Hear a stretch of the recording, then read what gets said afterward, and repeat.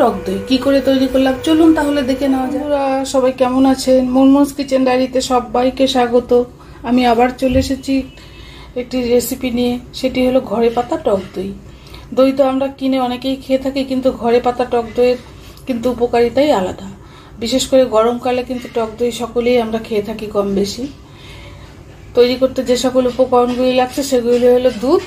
আমি half litre দুধ ভালো করে জাল করে একটু শুকিয়ে নিয়েছি, আর একটু টক দই। গ্যাস জ্বালে আমি প্যান বসিয়ে 1 চামচ জল দিয়ে দিয়েছি।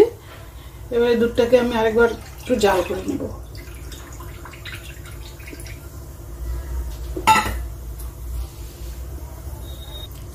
দুধটা উতাল এসে গেছে, এবার আমি নামিয়ে একটু ঠান্ডা করে দিচ্ছি। দুধটা আমার ঠান্ডা হয়ে গিয়েছে, উষ্ণ উষ্ণ গরম আছে। এবারে আমি টক দইটা দিয়ে দিচ্ছি।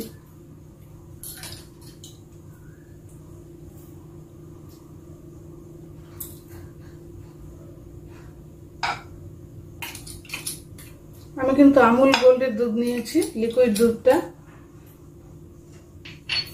আপনারা চাইলে যে কোনো গরুর দুধ দিয়েও করতে পারেন। আর দইটা কিন্তু কেনা দই, ফ্রিজে ছিল জন্য আমি কিন্তু 1 চামচই ব্যবহার করলাম।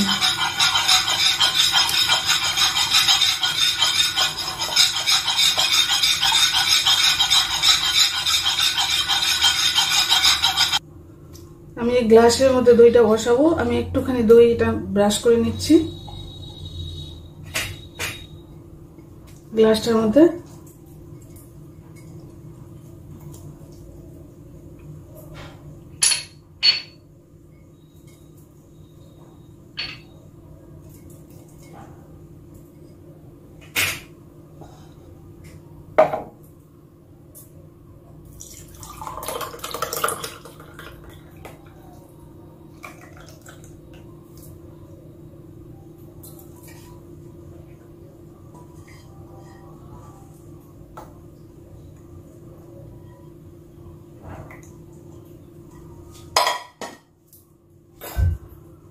এবারে আমি একটা বাটি দিয়ে এইভাবে ঢাকা দিয়ে 8 ঘন্টার জন্য রেখে দেব।